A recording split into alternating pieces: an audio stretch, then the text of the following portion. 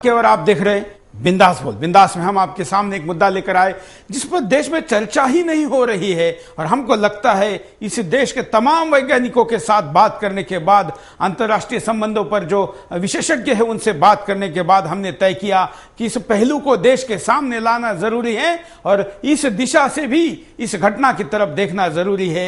और वो मुद्दा है जो केदारनाथ में, उत्तराखंड में जो तबाही हुई है, क्या इसके पीछे चाइना का भी कोई हाथ हो सकता है? इस दृष्टिकोण पर आज हमको नजर डालनी है। और क्यों हम ऐसा कह रहे हैं, इसके तर्क में हम आपके सामने कुछ चित्र भी दिखाएंगे, कुछ बातें भी बताएंगे, कोई वैज्ञानिक चीजें भी रखेंगे और चीन की भारत के प्रति जो दुश्मनी का रवैया है, ये इसके पीछे का आधार कैसे बनता है, ये भी समझाएंगे। जैसे कि आप जानते हैं कि तकनीक के आधार पर बारिश गिराना इस देश में कई सालों से हो रहा है। महाराष्ट्र सरकार के पास तो अपना रडार और खुद का ऐसा हवाई जहाज भी है।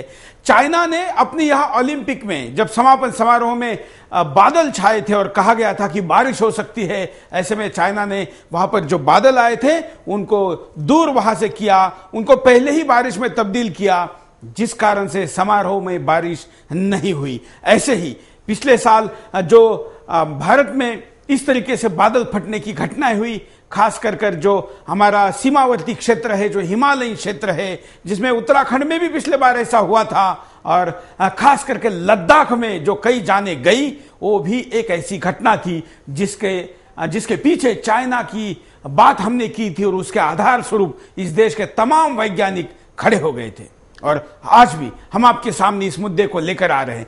क्या जो भारत चीन हमारी सीमा है और जहां केदारनाथ आता है, इस घटना का ये जो पूरा क्षेत्र है, ये जब चाइना के दृष्टिकोण से संवेदनशील है, ऐसे में क्या यहां पर चाइना का हस्तक्षेप नहीं हुआ होगा? ऐसा हम क्यों सोचते हैं? जब हम किसी घटना के पीछे जाते हैं, तमाम सारी चीजों को देखते हैं, तो इस चीज के पीछे भी हम जरूर जाएं, खास करके तब जब दुश्मन हमारे ऊपर अटैक करने के लिए कोई मौका नहीं छोड़ता है और तकनीकों का उपयोग हम पर करता है। ऐसे में जो ग्लेशियर हमारे पिघले हैं, उसके पीछे भी कहीं चाइना तो नहीं है। इसलिए आज का बिंदास हम आपके सामने लेकर आए हैं। आपकी प्रतिक्रिया लेने के पहले हम नजर डालते हैं डिटेल में मुद्दे पर।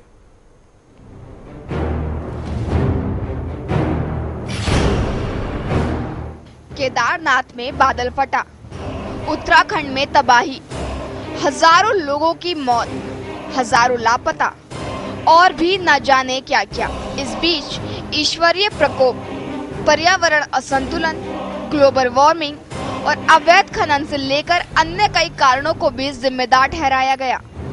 लेकिन इन सब के बीच एक अहम कड़ी और भी है, जिसे सुनकर आप भी दंग रह जाएंगे। जी हाँ, चीन का वेदर बम। 5 अगस्त 2010 में भारत के हिमालयी क्षेत्र लेह में भीषण बाढ़ आई थी, जिसमें 130 लोगों की मौत हो गई थी और 600 से ज्यादा गायब हो गए थे। तब भी ये आशंका जताई जा रही थी कि इसके पीछे चीन का ही हाथ हो सकता है। इस ठंडे रेगिस्तानी इलाके में औसत बारिश बहुत कम होती है। लेह में वर्ष 1933 में 24 घंटे के दौरान केवल 96.5 मिमी की बारिश हुई थी। लेकिन इस बादल फटने ने तो यहाँ 1 घंटे में ही 250 मिमी बारिश करा दी, जिसे लेकर कई अहम सवाल उस वक्त भी खड़े हुए थे। अगर इसे सच मान लिया जाए तो लेह पर बसे तबाही के बादल दरअसल चीन की कठपुतली ही थे, जिसे भारत में मोड़कर कहर बरपाया गया। दरअसल लेह लद्दाख को कोल्ड डेजर्ट रीजन कहा जाता है, मतलब ज्यादातर वक्त यहाँ तेज धूप खिली होती है और बारिश बेहद ही सामान्य होती है। लेह में तबाही वाली रात भी बेहद हल्की बारिश हुई थी, जबकि बादल फटने से पहले अच्छी खासी बारिश जरूरी होती है। तो फिर अचानक यहाँ बादल फटने की वजह क्या हो सकती है? इसका अंदाजा आप खुद लगा सकते हैं। चीन के 90% सूबों में क्लाउड सीडिंग की जाती है। इसे लेकर समय समय पर चीन खुद ये दावा करता रहा है। ऐसे में इस बात से इनकार नहीं किया जा सकता कि उत्तराखंड में आई तबाही के पीछे भी चीन का हाथ नहीं हो सकता है। क्लाउड सीडिंग कराने के लिए सिल्वर आयोडाइड या ठोस कार्बन डाइऑक्साइड का इस्तेमाल किया जाता है। रॉकेटों के जरिए बादलों में सिल्वर आयोडाइड की बमबारी की जाती है और उसके बाद आप जिस इलाके में चाहें बारिश हो जाती है। सिल्वर आयोडाइड क्रिस्टल की बनावट बर्फ जैसी होती है जो बादलों में जाकर पिघलने के बाद बारिश की शक्ल में आसमान से बरसता है। तो ऐसे में विज्ञान के इस तकनीक से इनकार नहीं किया जा सकता है कि ये संभव नहीं है या ऐसा नहीं हो सकता है। मौसम नियंत्रण को लेकर चीनी शोध 1958 से लेकर अब तक जारी है। अमेरिका में वेदर कंट्रोल रिसर्च 1946 से चल रही है और वहां पर राज्यों के अपने क्लाउड सीडिंग प्रोग्राम चलाए जाते हैं। रूस, इजराइल, थाईलैंड, दक्षिण अफ्रीका और कैरेबियाई देशों में भी इस तकनीक का उपयोग लगातार हो रहा है। चीन की राजधानी बीजिंग में ओलंपिक खेलों के उद्घाटन समारोह पर बारिश का खतरा मंडरा रहा था। उस वक्त भी चीनी वैज्ञानिकों ने बादलों का रुख बंद कर दिया। बारिश रोकने के लिए सिल्वर आयोडाइड से भरे 1000 से ज्यादा रॉकेट छोड़े गए और एक तरह से कुदरत से जंग लड़कर बारिश समारोह की जगह पर ना करा के बीजिंग के दूसरे दूर दराज के इलाकों में कराई गई और उसका दायरा कुछ जगहों तक ही समेट दिया गया।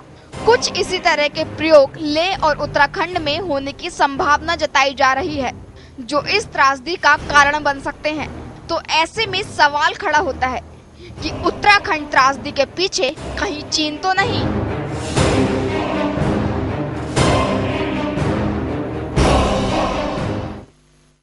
तो ये मुद्दा है, ये मुद्दा और आप गौर से समझिए। इसके लिए हम आपको एक चित्र भी दिखाते हैं, मैप दिखाते हैं कि जिसमें किस तरीके से सीमावर्ती क्षेत्र कहाँ पर आता है। आप ये समझ लीजिए कि ये जो फेसबुक का एफ चल रहा है उसके नीचे ये जो भारत है वहां पर हमारे जो ग्लेशियर है उनका अलग से भाप हमने फोटो किया है। जो चोराबारी ग्लेशियर है ये भी है, दूसरा भी ग्लेशियर उसके बगल में है। एक तरफ इधर नेपाल है, दूसरी तरफ चाइना है। चाइना वहां से दूर नहीं है, वो ग्लेशियर चाइना और हमारे बॉर्डर के आसपास भी आता है।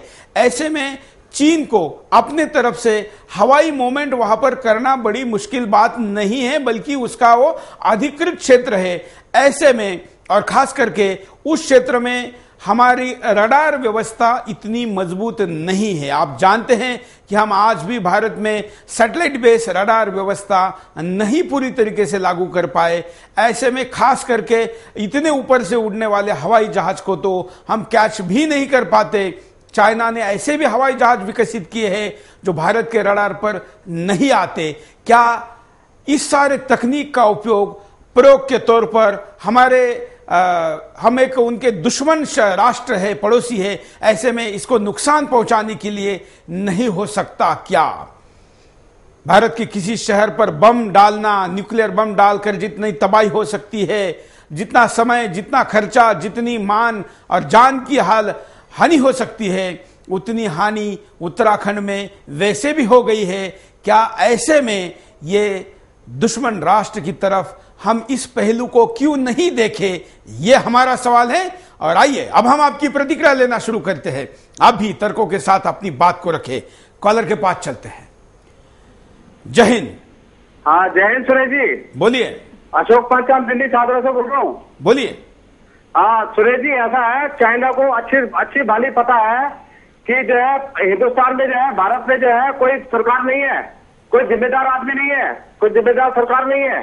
इसके लिए चाइना जो है ये हरकत कर रहा है और हो सकता है चाइना ने कोई केमिकल डाल के ये हमारा जो ग्लेशियर है वो पिघलाया हो। यही बात हम कह रहे हैं। धन्यवाद कॉल करने के लिए। अगले कॉलर के पास चलते हैं। जय हिंद। जय हिंद सुरेश जी। बोलिए। ऋषिकेश बोल रहा हूँ हैदराबाद से। हाँ सर, आपने जो मुद्दा उठाया आज, हाँ, इसकी शंका तो हमें उसी दिन हो गई थी जब ये घटना उत्तराखंड में ये त्रासदी हुई थी।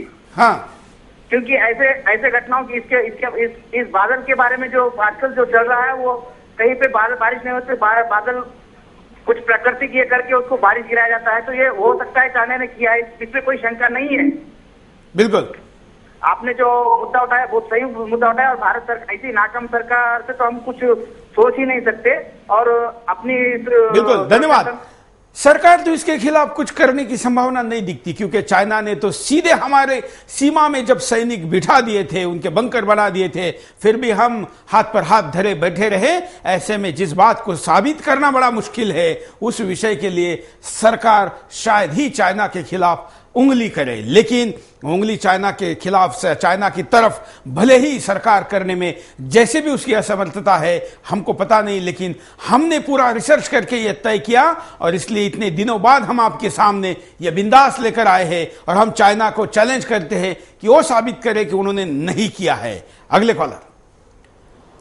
जय हिंद सर जी, वंदे मातरम। जय हिंद। बोलिए सर, विज्ञान ने इतनी तरक्की कर ली है, कृत्रिम भूकंप लाने, तूफान लाने में इतनी तरक्की जब उन्होंने कर ली है तो ये ऑब्वियसली उन्होंने किया, ये हिंदुओं के ऊपर प्रहार है। दूसरी बात, आप जब बोल रहे हो कांग्रेस सरकार इनके ऊपर एक्शन लेगी, उनकी हिम्मत कहाँ है? उनको तो नरेंद्र मोदी, बीजेपी, राम मंदिर, अभी ये लोग मुद्दे उठा रहे हैं, उनकी हिम्मत नहीं हो जाके ये सब कर ले। धन्यवाद। अगले कॉलर के पास भी चलते हैं, आप भी कॉल कर सकते हैं। जय हिंद। हाँ, जय हिंद, वंदे मातरम। बोलिए। ये चाइना जो है उत्तराखंड त्रासदी के पीछे उसका हाथ है क्या? हाँ, संभावना से नकार नहीं सकते हैं। क्योंकि हम जब से स्वतंत्रता के बाद चाइना और पाकिस्तान जैसे हमें जो पड़ोसी मिले हैं दुर्भाग्यवश, उनका एकमात्र ध्येय है खंड खंड भारत को बनाओ और साम्राज्यवाद फैलाओ और भारत को तबाह और बर्बाद करो। हमारे हुक्मरान चेतते नहीं है, उनको आंतरिक और बाह्य सुरक्षा से कुछ लेना देना नहीं है, चाहे अरुणाचल के ऊपर दावा करे, चाहे अक्षय चीन का हो। ये चाइना जो पड़ोस में हमारे जो हमें अस्थिर करने का माओवाद के मार्फत उसने नेपाल को भी तबाह कर दिया और अभी हमारी बारी है। हमारे हुक्मरानों को सोचना चाहिए कि ये शत्रु को नाथने का एक ही विकल्प है, हमारे पास 10 या 15,000 किलोमीटर की आणविक मिसाइल बना के रखना चाहिए ताकि हमारे पे वो जो दादागिरी करता है वो न करे। धन्यवाद। अगले कॉलर के पास चलते हैं। जय हिंद सर। जय हिंद सर। बोलिए। हम गजेंद्र जाट कहने से बोलता है सर। हाँ, ये चाइना की करतूत है सर, एकदम उसकी करतूत है और हमारे हुक्मदारों में वो हिम्मत नहीं है कि उनसे सवाल जवाब कर सके। इसलिए पूरा ये सिस्टम ही खराब है सर। जय हिंद सर। धन्यवाद। अगले कॉलर के पास भी जाएंगे, आप भी बात कर सकते हैं, अपनी बात को रख सकते हैं। सोशल मीडिया में जो मैसेज हम तक आए हैं वो भी हम आपको स्क्रीन पर दिखा रहे हैं, आप भी हमारे फेसबुक पर जाके अपनी बात को रख सकते हैं। कई कॉल एक साथ, लाखों कॉलर जब प्रयास करते हैं तो सारे लोगों के कॉल तो हम नहीं ले सकते। ऐसे में आप सोशल मीडिया के द्वारा अपनी बात को रख सकते हैं। हम आपको यह भी बता दें कि भारत में हिंदी न्यूज चैनलों के सबसे ज्यादा देखे जाने वाली साइट sudarshannews.com पर भी आप इस कार्यक्रम को लाइव देख सकते हैं। लाइव देखते समय आप इसको शेयर भी कर सकते हैं जिससे कि आपके लाखों मित्रों तक इस बात को आप पहुंचा सके। साथ साथ में आप इस पर कमेंट भी कर सकते हैं जिससे कि आप सोशल मीडिया में सेम टाइम, जिस समय यहां चैनल पर लाइव चल रहा है और उसके बाद भी आप अपने सोशल मीडिया में इस मुद्दे को उठा सकते हैं। हम चलते हैं अगले कॉलर के पास। जय हिंद जी। नमस्कार जी, मैं अमन जैन बोल रहा हूँ मुरादाबाद से। बोलिए अमन। नीति हमेशा ऐसी ही रही है, वह भारत में पहले भी ऐसा कर चुका है, लेकिन भारत सरकार कभी इस पर ध्यान नहीं देती और कभी इसकी जांच भी नहीं कराई। भारत की विदेश नीति कमजोर हाथों में है। जिस समय वो हमारे यहाँ चौकी बना रहा था, उस समय हमारा विदेश मंत्री चीन विजिट कर रहा था। न हमारे मंत्रियों में कोई स्वाभिमान है और न इतनी अक्ल है। चीन के पास ऐसी टेक्नोलॉजी है कि वह मौसम अपने आवश्यकता अनुसार बदल सकता है। आर्टिफिशियल नेचुरल रेन को रोक सकता है। चीन ही नहीं, ऐसे कई देश पैदल करना चाहते हैं और वैसे भी सरकार को तो राजनीति करने से। बिल्कुल, धन्यवाद। हम अगले कॉलर के पास भी चलते हैं। जय हिंद। हाँ सर। बोलिए। हाँ सर। क्या कहना है आपको?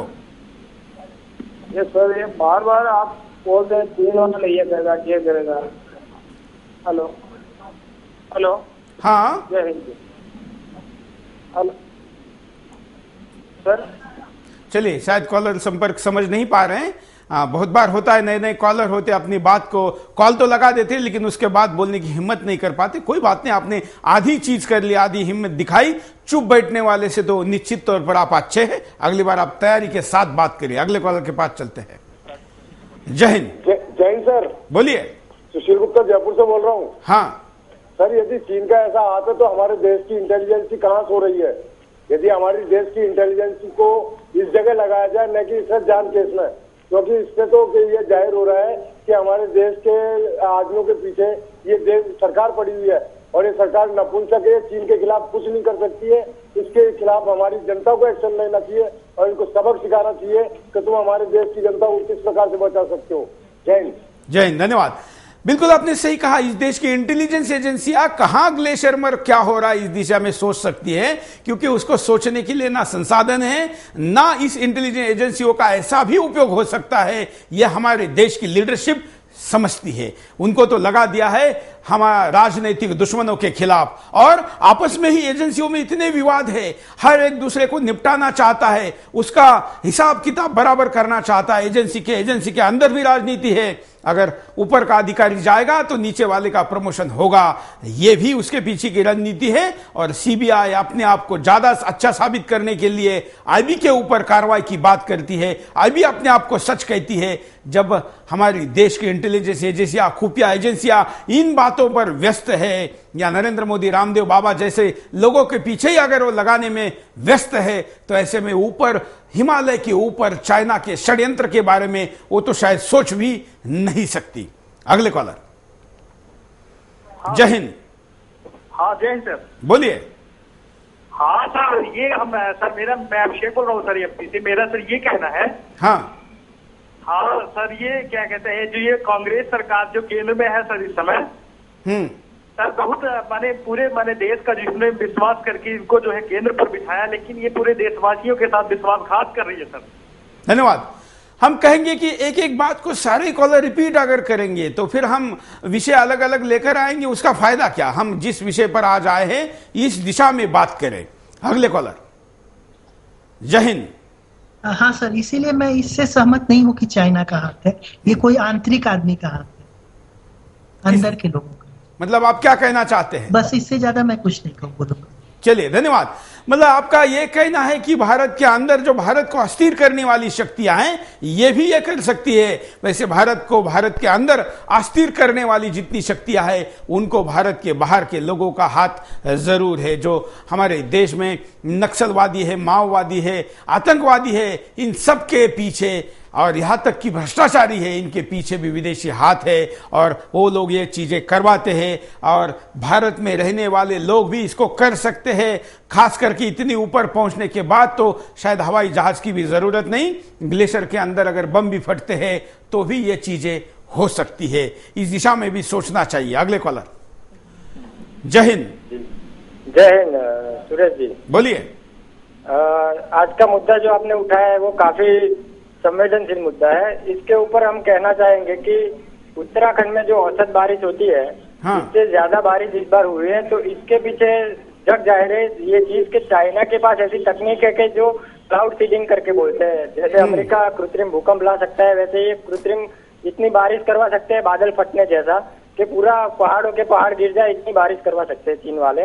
उनके पास ऐसी टेक्निक है कि सिल्वर आयोडाइड करके और कार्बन डाइऑक्साइड सब मिक्स करके ऐसा अपने ग्राउंड लेवल से ही वो ऑपरेट कर सकते हैं। वो जहाँ चाहे वहाँ बादल भेज के पूर्व की स्थिति पैदा कर सकते हैं। ऐसा उन्होंने बीजिंग में भी किया था। बिल्कुल, वो हम तो आपको बिल्कुल हम वो मुद्दे में बता चुके हैं और यही बात की अंदेशा हमको है, और जिसको लेकर हम बड़ी जिम्मेवारी के साथ कई वैज्ञानिकों से बात करने के बाद, बड़ी रिसर्च करने के बाद, अंदेशा तो हमको पहले दिन से था, लेकिन एक जिम्मेवार चैनल होने के नाते हमने इस विषय पर सारी चीजों की पूर्तता की और उसके बाद हम इस मुद्दे को आपके सामने लेकर आए हैं। अगले कॉलर के पास भी चलते हैं, सुनते हैं। जय हिंद। हाँ नमस्कार जी। बोलिए। इस तबाही के पीछे चीनी वेदर बम हो सकता है। हाँ। पिछले कुछ दिनों से चीन की भारत के प्रति हरकतें ठीक नहीं है। भारत सरकार को तो घटिया राजनीति से फुर्सत है नहीं। बहुत कम लोग जानते होंगे कि चीन के वैज्ञानिक कृत्रिम वर्षा कर सकते हैं और प्राकृतिक वर्षा को रोक भी सकते हैं। Weather control America, Israel, Thailand, दक्षिण अफ्रीका, ऑस्ट्रेलिया और कैरेबियाई देशों में अपनाया। बिल्कुल, धन्यवाद। हम यहाँ पर रुकते एक छोटे से ब्रेक के लिए, ब्रेक के बाद दोबारा आएंगे। बिंदास बोल जा रही। ब्रेक के बाद आपका एक बार फिर से स्वागत है। आप देख रहे हैं बिंदास बोल, और बिंदास में हम आपके सामने मुद्दा लेकर आए कि क्या उत्तराखंड की त्रासदी के पीछे कहीं चाइना का तो हाथ नहीं है। कई वैज्ञानिक आधारों के आधार पर इस देश के तमाम वैज्ञानिकों के साथ बातचीत करने के बाद हम आपके सामने एक रिसर्च बेस, एक एलिगेशन आप इसको कह सकते हैं, एक संशय हमको चाइना के प्रति जो है उसको हम लेकर आए हैं। हम भारत सरकार को अपील करते हैं, देश अपील करता है कि इस मुद्दे के तरफ भी आप देखें, इस दिशा में भी जांच करें और ये देश भी समझ ले कि ऐसा हो सकता है। कॉलर के पास चलते हैं। जय हिंद। जय हिंद सर। बोलिए। सबसे पहले न्यूज वालों को बहुत बहुत धन्यवाद कहना चाहता हूँ, और दूसरी बात ये मैं बोलना चाहता हूँ, मेरा कहना ये है कि जितना न्यूज वाले काम कर रहे हैं उससे और कोई काम नहीं करता। सरकार सिर्फ पार्टी जुटाने के अंदर एंट्री है, सिर्फ पार्टी का अपनी बड़ी हो रही है, बाकी देश का जो सत्यानाश हो वो होता ही है पूरा। बराबर है। धन्यवाद। अगले कॉलर के पास चलते हैं। जय हिंद। सुरेश जी नमस्कार। बोलिए। सुरेश जी नमस्कार। नमस्कार। नमस्कार। मैं ऐसा बोल रहा हूँ, मेरा मानना है मनमोहन सिंह ये मौन में बैठा रहता है एनी टाइम। तो मेरा कहना है सोनिया गांधी और मनमोहन सिंह को गद्दी से उतारो और नरेंद्र मोदी को प्रधानमंत्री बनाओ, तभी ये पाकिस्तान और चाइना में लड़ने की उनकी क्षमता है। तो मेरा यही कहना है। और ये कांग्रेस 66 साल से बर्बाद कर दिया है, देश को लूट के रख दिया है, इसलिए मेरा तो कहना है कि एक धन्यवाद। हम आपको कारण दिखाते हैं कि किस कारणों से हम आपको ये सवाल पूछ रहे हैं। देखिए, चीन में होते क्लाउड कंप्यूटिंग के प्रयोग। चीन बीजिंग ओलंपिक से पहले क्लाउड कंप्यूटिंग के कई प्रयोग कर चुका है। इसके बाद भी चीन में लगातार ऐसे प्रयोग हो रहे हैं। अचानक से बर्फ का पिघलना। हिमालय के ग्लेशियर कभी भी इस तरह से नहीं पिघले। ऐसा पहली बार हुआ है जब इतनी अधिक मात्रा में ग्लेशियर पिघले हों। भारत की ओर धारा वाले ग्लेशियर ही क्यों पिघले? केदारनाथ के ऊपर मौजूद चूराबारी और कंपेनियन ग्लेशियर भारतीय नदियों में पानी की पूर्ति करते हैं। आखिर ये ग्लेशियर ही क्यों पिघले? अगर ग्लोबल वार्मिंग की वजह से ऐसा हुआ है तो दूसरे ग्लेशियर भी पिघल सकते थे। त्रासदी की असली वजह भारी बारिश नहीं, चूराबारी और कंपेनियन ग्लेशियर में बर्फ बनने और पिघलने के अनुपात गड़बड़ाया हुआ था। इससे ग्लेशियर के नीचे की बर्फ पिघलने लगी। नासा ने 25 दिन पहले ही इन ग्लेशियर के पिघलने की तस्वीरें ले ली थी। जैसे ही बारिश हुई, ग्लेशियर की ऊपरी परत भी पिघल गई, क्योंकि बारिश के पानी का तापमान बर्फ के तापमान से ज्यादा होता है। ऐसे में पहली बारिश ही भयानक त्रासदी का कारण बन गई। चीन का बढ़ता औद्योगिकरण। चीन इस वक्त दुनिया में सबसे अधिक कच्चे माल का मैन्युफैक्चरिंग कर रहा है। ऐसे में कार्बन डाइऑक्साइड की भारी मात्रा वातावरण में मिल रही है। ये कार्बन डाइऑक्साइड वातावरण के तापमान को बढ़ा रही है, जिससे बर्फ के पिघलने की संभावना बढ़ जाती है। भारत के डॉपलर रडार का पूर्व अनुमान न लगा पाना। उत्तराखंड और हिमाचल में मौसम की जानकारी के लिए जालंधर में लगे रडार से पूर्वानुमान लगाया जाता है। कोई भी रडार ना तो बादल फटने की भविष्यवाणी कर पाया और ना ही ग्लेशियर के पिघलने की। कॉलर के पास चलते हैं। जय हिंद। हेलो। बोलिए। हाँ सुरेश सर नमस्कार। नमस्कार। मैं रावरसंड से प्रदीप तिवारी बोल रहा हूँ, सोनभद्र से, यूपी से। बोलिए प्रदीप जी। जी सर, हम ये कहना चाहते हैं कि हमारे देश में वैज्ञानिकों की कमी है। हाँ। और यहाँ केवल आरक्षण के नाते सब कमी हो रही है। हमारी देश की मतलब नेता जितने हैं सब लोग केवल आरक्षण के पीछे पड़े हैं। केवल आरक्षण के नाते हमारा देश पिछड़ा हुआ है, और बाकी सब तो बाकी जितना सब आप देख ही रहे। चलिए धन्यवाद। हम आपको बता दें कि यहाँ पर जो तर्क है उस तर्क का आधार मैं दोबारा आपके सामने वो मैप दिखाने के लिए कहूँगा, जो आपके सामने स्थिति को ज़्यादा स्पष्ट करेगा कि हमारे इन नदियों में, केदारनाथ की तरफ बहने वाली नदियों में ही क्यों बारिश आई, वो ही क्यों, और जगह के ग्लेशियर क्यों नहीं पिघले, उससे तबाही बाकी क्षेत्र में क्यों नहीं हुई। इसके लिए आपको भारत का ये सीमावर्ती क्षेत्र समझना जरूरी है। चाइना के कार्रवाई के लिए सबसे सॉफ्ट कॉर्नर जिसको कहा जा सकता है वो लद्दाख और उत्तराखंड, हिमाचल प्रदेश है, और इसी का फायदा उन्होंने उठाया है।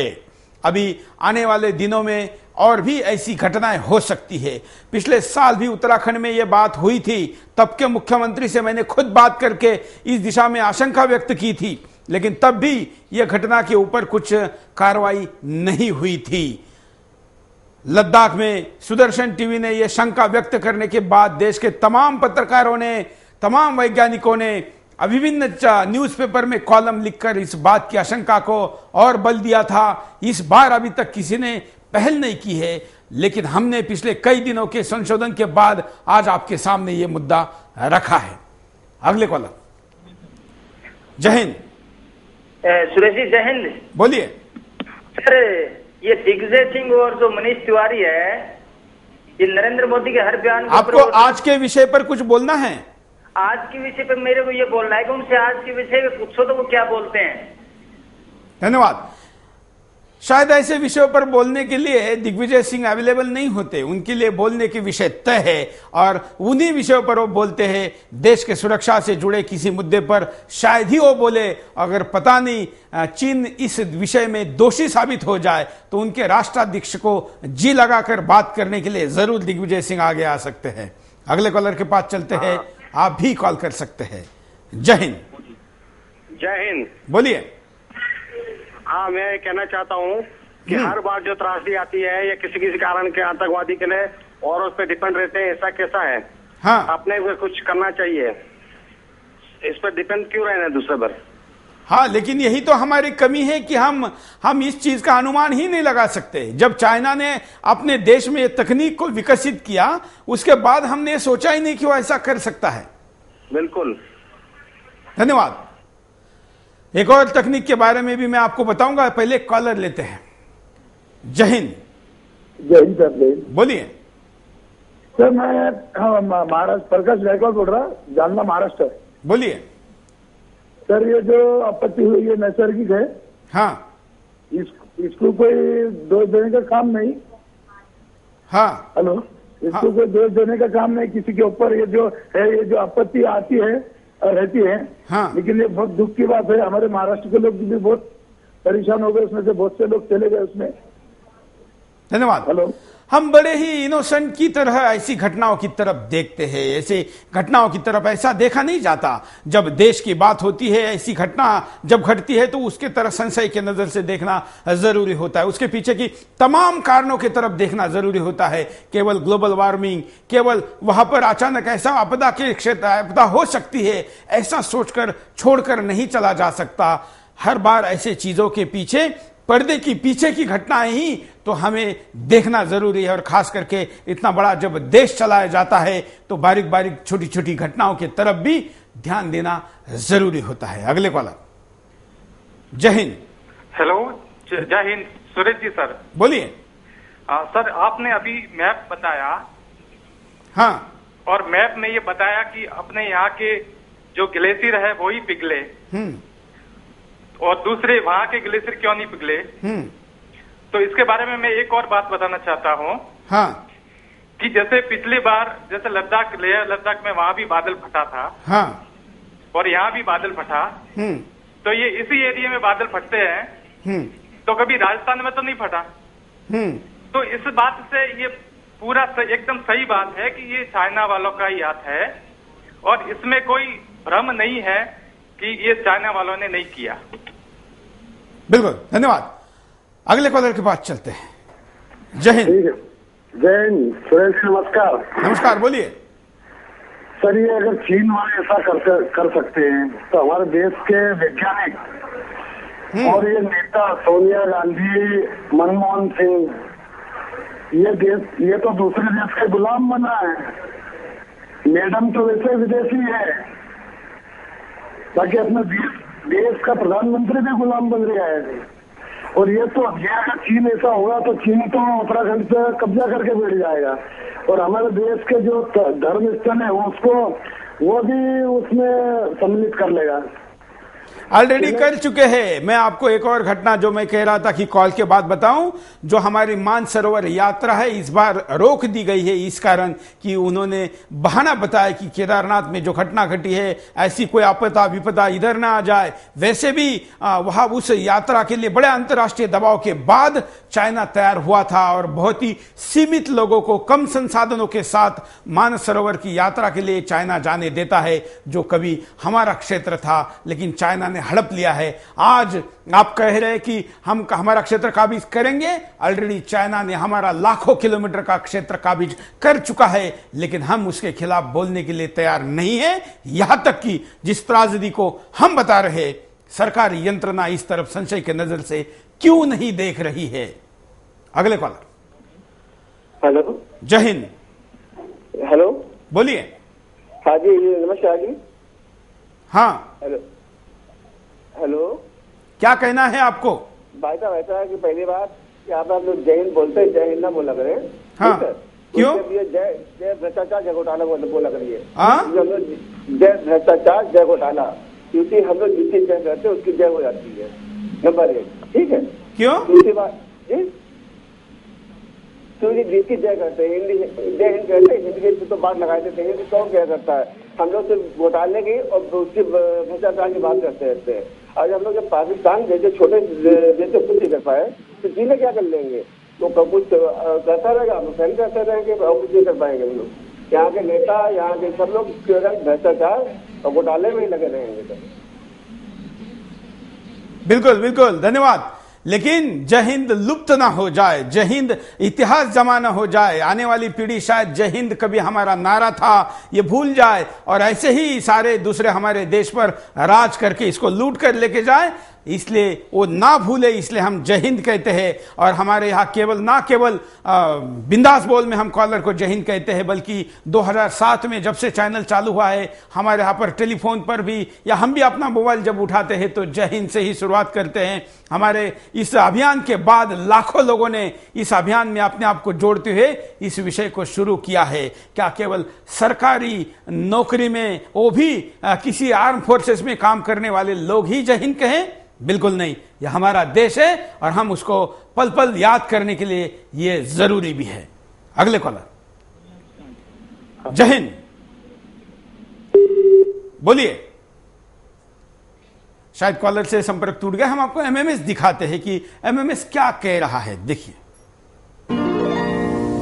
मुझे लगता है कुछ हद तक कि हो सकता है कि इसमें चीन का हाथ हो, क्योंकि मुझे जहां तक याद है बीजिंग ओलंपिक्स के टाइम पे भी चीन ने क्लाउड कंप्यूटिंग करके जो बादलों का रुख मोड़ा था और बारिश जो करवाई थी। अगले कॉलर के पास चलते हैं।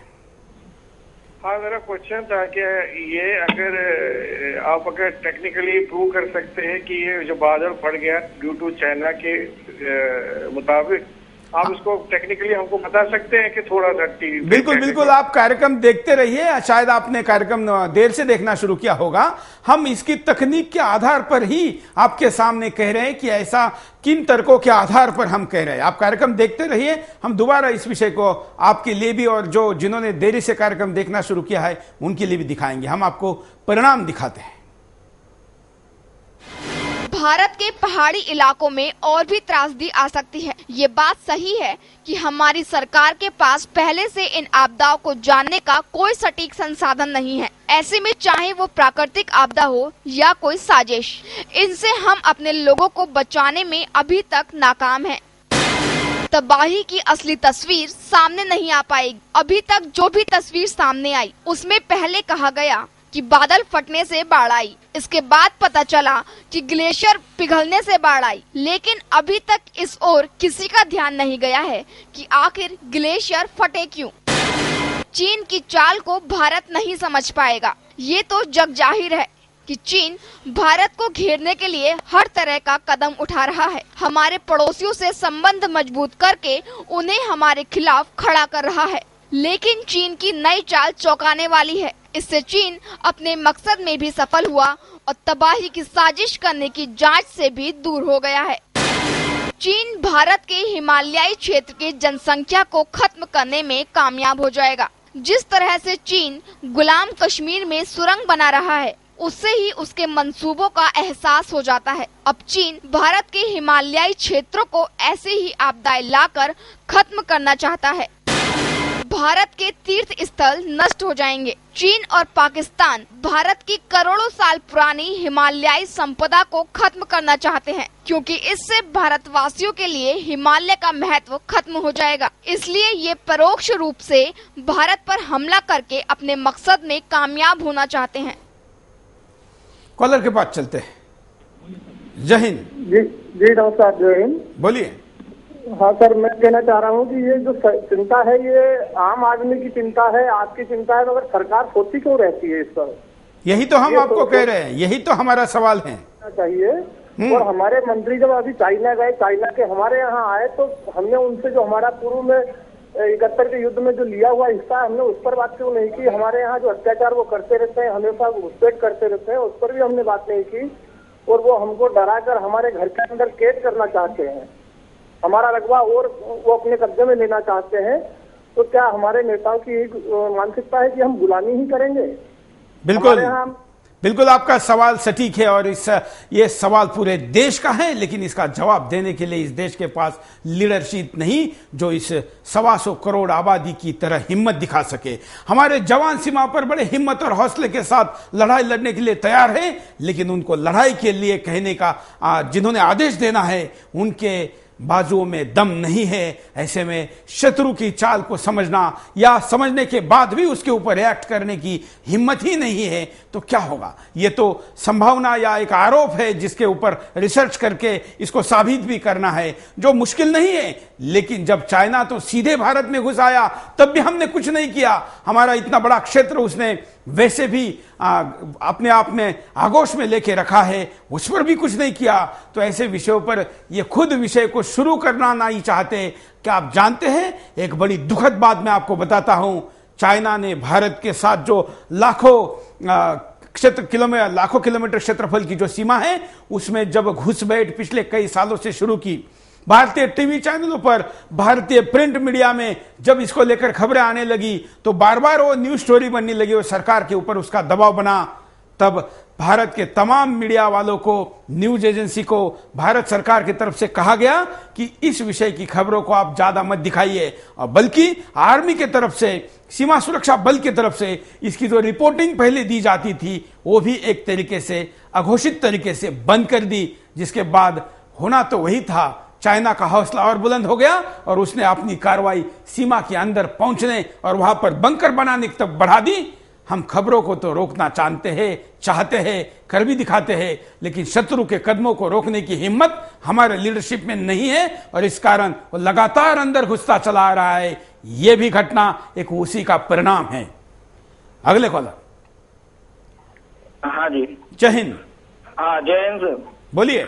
हाँ जी, मैं ये कह रहा था कि जैसे अभी बहस चल रही है आपकी कि ग्लेशियर फटा, इस तरह से हमारे यहाँ पे प्राकृतिक आपदा आई, जो भी अभी चल रहा है उत्तराखंड में। हाँ। और आप जो अभी डिस्प्ले कर रहे हैं, दिखा रहे हैं पब्लिक को। हाँ। ठीक है। कुछ दिन पहले जैसे सैटेलाइट से हमारे पास व्यू आया कि दो ग्लेशियर थे, दोनों फटे और आपस में जो है इस तरह से बाढ़ की जो स्थिति तैयार हुई।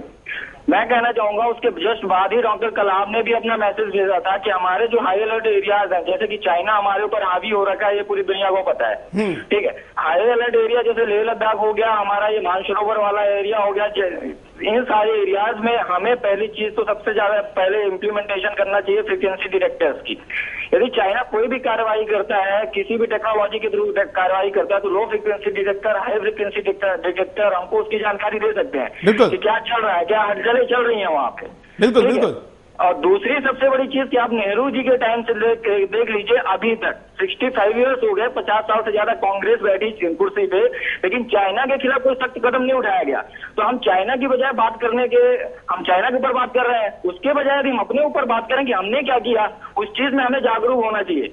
हमारा कहने का मतलब ये है कि टेक्नोलॉजी हमारे पास भी है। जब हमारे 33% साइंटिस्ट नासा में काम कर सकते हैं, तो वो लोग इंडिया में भी काम कर सकते हैं। बिल्कुल बिल्कुल, धन्यवाद। बड़ी अच्छी बात आपने कही है कि आप जानते हैं कि नासा में काम करने वाले 3 में से हर एक भारतीय, 3 में 1 भारतीय है। ऐसे वैज्ञानिक की हमारी फोर्स है जो दुनिया में शायद ही कोई ऐसा बड़ा संशोधन है जिसमें भारतीय वैज्ञानिक नहीं है। हमारी प्रतिभा दूसरे देशों में जाकर वहां के विकास के लिए काम कर रही है।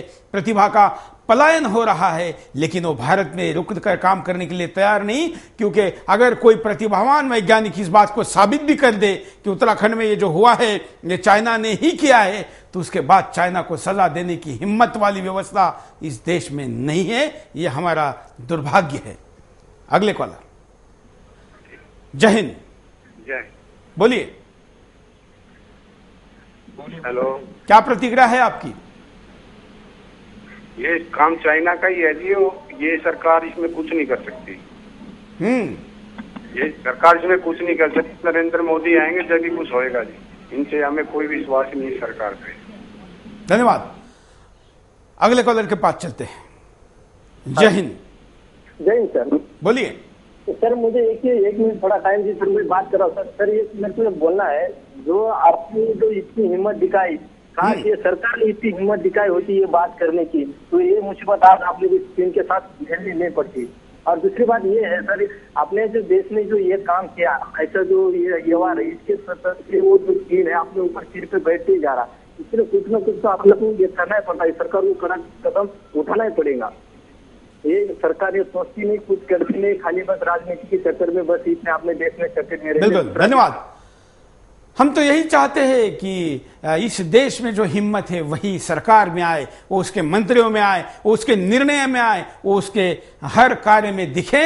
और इसलिए देश हिम्मत दिखाए तो कम से कम दिल्ली में भी कोई हिम्मत आए। और इसलिए हिम्मत के सारे काम हम सबको मिलकर करने। हम यहां पर रुकते एक छोटे से ब्रेक के लिए। ब्रेक के बाद दोबारा आएंगे। बिंदास बोल जारी है। ब्रेक के बाद आपका एक बार फिर से स्वागत है। आप देख रहे हैं बिंदास बोल, और बिंदास में हम आपके सामने मुद्दा लेकर आए चाइना का। हम आपको बता रहे कि चाइना के द्वारा ही इस कृत्य को, घिनौने कृत्य को किया जा सकता है, ऐसी संभावना है। और इस दिशा पर सरकार ने आगे बढ़ने की जरूरत है। आइए, कई कॉलर हमारे साथ जुड़े हैं, उनके पास भी चलते हैं। लोग बड़े बड़े वैज्ञानिक तर्कों के साथ भी इस बात को आगे बढ़ा रहे हैं, सुनते हैं। जय हिंद। हेलो, बोलिए जी। ये अभी जो उत्तराखंड की तबाही आई थी, हाँ, और इसकी खबरों को लगातार दबाया जा रहा है। इस पे हमारे कुछ ऐसे बिंदु हैं जो सीधे सीधे चीन की तरफ इशारा कर रहे हैं कि ये एक षड्यंत्र हो सकता है चीन के द्वारा, हाँ, जिसका जिन तथ्यों का कुछ वैज्ञानिकों ने भी उन तथ्यों को लिया है अपने उसमें। अमर उजाला में 23 जून को 2013 को डॉक्टर चंदन घोष का एक निकला था वक्तव्य। उसमें उन्होंने लिखा था, केदारनाथ में पिछले 5000 सालों से कभी बादल नहीं फटे, अचानक आज कैसे 20 mm तक बरसने वाली बरसात का लेवल 300 mm तक ज्यादा कैसे हो गया। जब पहाड़ों के बीच बादल टकराते हैं तो उनसे बरसात होती है, पर 10 गुना पानी के लिए 10 गुना ज्यादा बादलों की जरूरत पड़ेगी, जो बस एक आधुनिक विज्ञान संभव है, प्राकृतिक कारण से संभव नहीं है। बिल्कुल। इसके अलावा आप अगर हम शुरुआती बिंदुओं पर जाएं तो अभी थोड़े दिन पहले चीन का भारत से टकराव हुआ था सड़कों को लेकर। वो भारत के अंदर आ गया था। उसने कहा था कि उसकी 2 शर्तें थी। एक प्रत्यक्ष रूप से थी कि आप उस एक चौकी से हटिए, और दूसरी ये थी उसने उधर अपना सड़कें जो बनाने चालू कर दी थी, और इधर तेजी से उत्तराखंड में सड़कें बनती चली जा रही थी। इन सड़कों को एकदम से खत्म करने के लिए उसके पास एक सीधा सीधा उपाय यही बचता है कि वो किसी भी तरीके से यहाँ पर ये जो एक प्राकृतिक बहाव नहीं था इस ताल का, वासुकी सरोवर का, उस प्राकृतिक उस जगह से पानी इतना ज्यादा वहां पर पहुंचा दे जिससे सारे रास्ते और सब कुछ बंद हो, खत्म हो जाए। और ऐसा हुआ भी। इसमें कुछ बिंदु और भी हैं। सबसे पहला बिंदु है कि जो 25 व्यक्ति जो ऊपर जंगलों में जिनके लिए खबर आ रही थी लूट मार कर रहे हैं, नेपाली हैं। आपको एक बात बता दें, नेपाली और चीनी देखने में एक जैसे लगते हैं, ठीक है। तो ये क्या इसकी जांच की गई कि वो 25 लोग कौन थे? इसके अलावा क्या हेलो, बोलते रहिए, आप बोलते रहिए शंकर नादी जी, आप अच्छी बात बता रहे हैं जी। इसके अलावा सबसे मेन इसमें तथ्य है कि आपको याद होगा कि आज से कुछ साल पहले जब वियतनाम में CIA ने एक हथियार अपनाया था, वो भी इसी तरीके का था जिसमें उसने प्राकृतिक आपदा का सहारा लिया था। और अभी चीन ने थोड़े दिन पहले ही जब अपने यहाँ ओलंपिक हो रहे थे तो उसने बादलों को पहले बरसा दिया था। क्या बोलते हैं, सिल्वर आयोडाइड या समथिंग ऐसा कुछ केमिकल। बिल्कुल, हम बता चुके हैं। हाँ जी। तो ये जितने भी, उसके बाद हमने एक चीज और देख रहे हैं कि वहां पर तबाही हो गई। तबाही होने के बाद उस खबर को, वहां की खबरों को निरंतर दबाया जा रहा है। कई मीडिया चैनल वाले दबाते चले जा रहे हैं, दूसरी खबरें, कभी अलग अलग खबरें जिनका कोई विशेष औचित्य नहीं है। वहां अभी भी तबाही फैली हुई है और जो बिल्कुल साफ साफ लग रहा है कि उस खबर को ज्यादा उठाना नहीं चाहती है। और अभी तक किसी भी सरकार ने ये नहीं कहा आगे आके कि ये जो भी दुर्घटना हुई है इसकी हम जांच कराएंगे, जबकि कई कंट्रीज में, अमेरिका में हमने देखा है कि बहुत से जब भी कोई बड़ी दुर्घटना होती है तो वो उसके बिल्कुल तह तक जाते हैं और जो भी उसके कारण होते हैं उन कार्यों का वो निवारण करते हैं। और ऐसा अभी तक किसी भी सरकार ने, किसी भी बिल्कुल बिल्कुल, धन्यवाद। बड़ी अच्छी जानकारी आपने दी कि इसके तह तक जाने के लिए जो विजन चाहिए, जो इच्छा शक्ति चाहिए, ना ये राज्य सरकार के पास है, ना केंद्र के पास है। इनके पास प्राथमिकता में यह मुद्दा है ही नहीं, तो ऐसे में इतना बड़ा फोर्स जिस विषय पर लगाना जरूरी है वो कैसे लगेगा, वो संभावना ही नहीं दिखती। इसलिए हम आपके सामने ये मुद्दा लेकर आए। हम इस मुद्दे को छोड़ेंगे नहीं। आज की इस मुद्दे के वीडियो सीडी को हम देश के प्रधानमंत्री, राष्ट्रपति, रक्षा मंत्री, विपक्ष के नेता को भी पहुंचाएंगे। उनको भी कहेंगे कि इस मुद्दे को उठाइए। इस मुद्दे के तह तक जाना जरूरी है, क्योंकि हमारा ये जो हिमालय है ये इस देश की कई अर्थों में रक्षा करता है, और उसकी रक्षा अगर हम नहीं करेंगे तो हमें कोई नहीं बचा पाएगा। अगले कॉलर। जय हिंद। हाँ सर, बोलिए। हाँ, मैं एक ही बात कहना चाहता हूँ, जब से ये हिंदू धर्म अस्तित्व में है ना सर, हाँ, तब से ये मार खा रहा है, इसीलिए कि हमारी हमें आपसी एकता कभी नहीं हुई। ये चाइना या पाकिस्तान ये कुछ नहीं थे, ना इनकी कोई औकात थी आज तक, लेकिन इन्होंने हमेशा हमारी फूट का फायदा लिया है। बिल्कुल ठीक है सर। मैं इतना ही कहना चाहता हूँ कि हिंदू धर्म अगर जुड़ जाए तो ये कोई भी औकात किसी की नहीं है कि हमारे सामने कोई खड़ा हो जाए। बिल्कुल, धन्यवाद। हमारे बीच के फूट ही है, तोड़ो राज करो की नीति विदेशी अपनाते हैं और हम पर लगातार राज करते जा रहे हैं। अगले कॉलर। जय हिंद। जय हिंद साहब। बोलिए। जय हिंद साहब। बोलिए। ये सब घटनाएं तो बहुत छोटी छोटी घटनाएं साहब। जब हमारे प्रधानमंत्री लाल बहादुर शास्त्री को चाइना ने मार दिया तब भी हमारे राजनेताओं ने कुछ नहीं किया, वो सिर्फ चूड़ियां पहने में बैठे हुए हैं। हमारे राजनेताओं में ये श्रद्धा नहीं है कि वो कुछ कर सके। हमारे प्रधानमंत्री का वहां पे मर्डर हो गया था, तब भी इन लोगों ने कुछ नहीं किया। बिल्कुल, धन्यवाद। हम इस मुद्दे को उठा चुके हैं और दोबारा जरूर उठाएंगे। हम आज के विषय पर फोकस करने के लिए कॉलर को कहेंगे। अगले कॉलर के पास चलते हैं। जय हिंद। नमस्कार सर, बोलिए। मैं श्वेता बोल रही हूँ दिल्ली से।